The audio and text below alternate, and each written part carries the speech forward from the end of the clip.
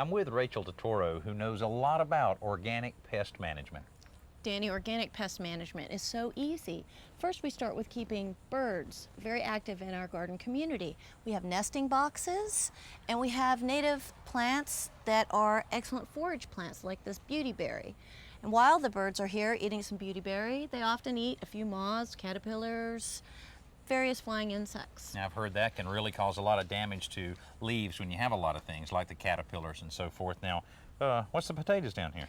The potatoes we use for a lure to find out what kind of bugs we have lurking around in the soil. They'll be drawn to these cut potatoes, like roly-polies and wireworms, and you'll be able to find out if you have them or not, and if they're at a level that you would need to treat, or perhaps not. Okay, all right, so that's kind of a, as you said, a lure that you can really see what the problem is there. Now, tell me about the broken pot here. The broken pot is a home for turtles and toads, which both eat a lot of insects at night.